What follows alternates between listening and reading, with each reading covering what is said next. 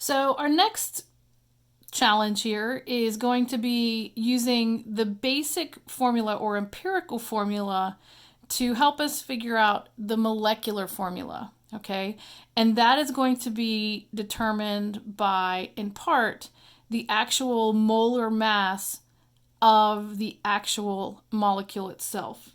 So what we're going to do is figure out what is the mass of these in this ratio. Then we're going to use that and divide it into this to help us figure out how many of each of these do we actually have in our molecule. So in other words, this is telling us the ratio. In other words, it's always going to be equal parts of all four of these, 1 to 1 to 1 to 1, or 3 to 3 to 3 to 3, or 17 to 17 to 17 to 17. They're all going to be the same subscript, but we're going to use the mass of this by itself and then this to help us determine what is the actual formula, okay? So what I have to do first is add up the mass from the periodic table, in other words, the atomic mass, the molar mass of each one of these to get my mass of them together. So I'm taking 1 carbon, 1 oxygen, 1 nitrogen, and 1 chlorine. And from the periodic table, I have these values.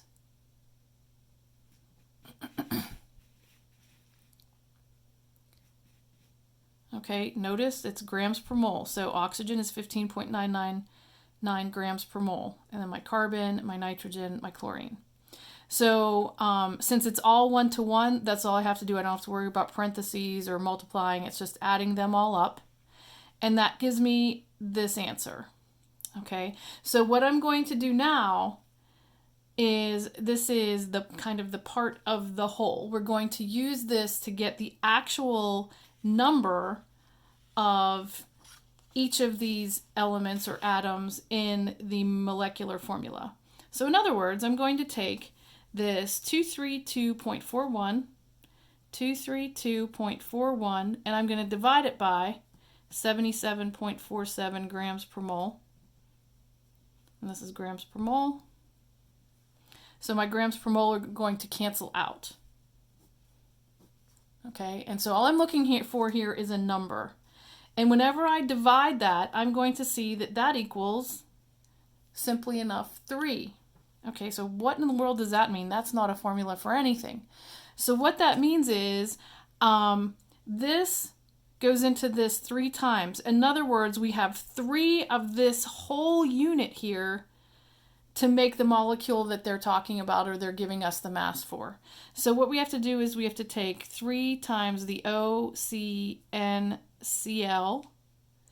and that gives us then our final molecular formula would be O3C3N3Cl3. It's really quite easy. It just takes a little bit of time.